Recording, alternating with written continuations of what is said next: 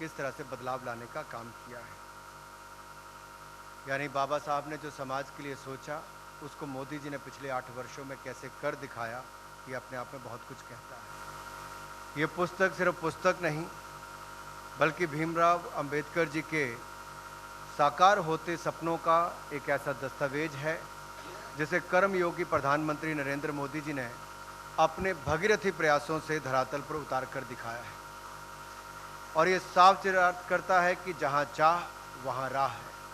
भारत के संविधान के रूप में बाबा साहब के विचारों ने हमारे राष्ट्र की नींव रखी है और बाबा साहब का संपूर्ण जीवन जो है वो समानता, मानवाधिकार और सामाजिक न्याय के लिए समर्पित रहा है। वह दलितों, पिछड़ों और वंचितों के महानायक थे। उनके जीवन मूल्य और सिद्धांतों का आधुनिक भारत के निर्माण पर व्यापक प्रभाव है। देश को जब आज़ादी मिली तो प्रथम कानून मंत्री के रूप में डॉक्टर भीमराव अंबेडकर जी की कल्पना थी कि कैसे समाज में विसंगतियों से दूर किया जा सके, कैसे बहुजनों को, वंचितों को समाज की मुख्य धारा से जोड़ा जाए, विकास की गंगा सब तक पहुँचे और भारत एक विकसित देश की ओर कैसे अग्रसर हो। ये इनके विचार थे और कल्पना भी थी। दुर्भाग्य ये रहा कि आज़ादी के बाद कई दशक बीत जाने तक कई सरकारें आई, लेकिन उस दिशा में ज़्यादा काम नहीं हो पाया। लेकिन 2014 में जनता के आशीर्वाद से, पूर्ण बहुमत से प्रधानमंत्री नरेंद्र मोदी जी बने और आज हम गर्व के साथ कह सकते हैं कि बाबा साहब के सपनों का भारत आज पूरे आत्मविश्वास के साथ दुनिया की महाशक्तियों के साथ कदम ताल कर रहा है, तो नरेंद्र मोदी जी के नेतृत्व में कर रहा है। इसमें कहीं कोई संशय नहीं कि डॉक्टर अंबेडकर का पूरा जीवन वंचितों, पीड़ितों को सशक्त करने पर केंद्रित था। प्रधानमंत्री मोदी जी ने प्रधानमंत्री पद की शपथ लेते समय पहले संबोधन में ही साफ कर दिया था कि उनकी सरकार गरीबों और वंचितों की होगी और उनके पूरी तरह से समर्पित होगी। उन्होंने वायदा किया था कि सरकार पंडित दीनदयाल उपाध्याय जी के अंत्योदय के सिद्धांत पर चलेगी, जो कि डॉक्टर अंबेडकर जी के विचारों से अलग नहीं है।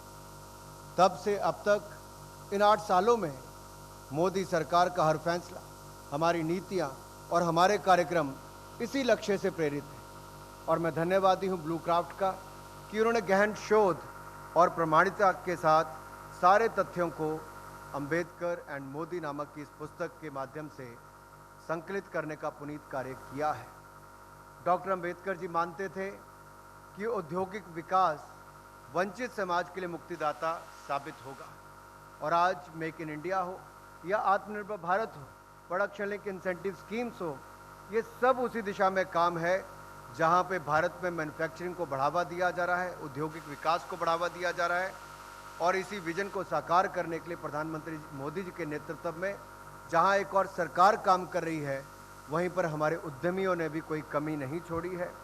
अब तक की सरकारों में ना इतनी दूरदर्शिता थी और ना ही इतनी इच्छा शक्ति। डॉक्टर अंबेडकर जी के नाम पर वोट बटोरना और मूर्तियां बनाने का काम तो बहुत लोगों ने किया, लेकिन उनका जो विराट विजन था, देश और समाज, खासतौर से वंचित वर्ग के उत्थान के लिए जो दृष्टिकोण था, उसको कदम दर कदम अगर कोई ज़मीन पर लागू कर रहा है तो वह प्रधानमंत्री मोदी जी, क्योंकि उन्होंने गरीबी देखी भी है और जिसने इस अभाव को देखा हो वही सशक्तिकरण की अहमियत को समझ सकता है। बाबा साहब ने सामाजिक कुरीतियों का समाधान शिक्षा को बताया था और आज मंच पर हमारे सामने उसका जीता जागता उदाहरण है कि अच्छी शिक्षा के कारण ये जो कुरीतियां हैं, इनसे भी मुक्ति कैसे पाई जा सकती है। और आज के राष्ट्रपति जी को देखें या पूर्व राष्ट्रपति जी को देखें, बाबा जी के सपनों को साकार होता आज का भारत ये देख रहा है। मोदी जी की सरकार बाबा साहेब के विचारों को सार्थक करते हुए विश्वास शिक्षा में आमूलचूल परिवर्तन लाने हेतु कार्य कर रही है। और न्यू एजुकेशन पॉलिसी अपने आप में दिखाती है कि 34 वर्षों के बाद अगर देश में नई शिक्षा नीति आई है तो उसमें अपने आप में दिखाया कि कैसे मातृभाषा को कैसे प्राथमिकता दी गई है। और जो बाबा साहब के विचार थे कि वंचितों को, पीड़ितों को शिक्षा दिलाकर, स्किल्स दिलाकर स्वरोजगार के अवसर और आगे बढ़ाने का काम करना है। यही बाबा साहेब का जीवन मंत्र बहुजन हिताय बहुजन सुखाय, ये हमेशा प्रधानमंत्री मोदी जी के विकास मॉडल के मूल में रहा है। नमस्कार, मैं हूं मानक गुप्ता। अगर आपको हमारा ये वीडियो पसंद आया हो तो इसे लाइक और शेयर जरूर करें, और हां, हमें सब्सक्राइब और फॉलो करना ना भूलें ताकि आप देश और दुनिया की कोई खबर मिस ना करें। तो जुड़े रहिए हमारे साथ और देखते रहिए न्यूज़ 24।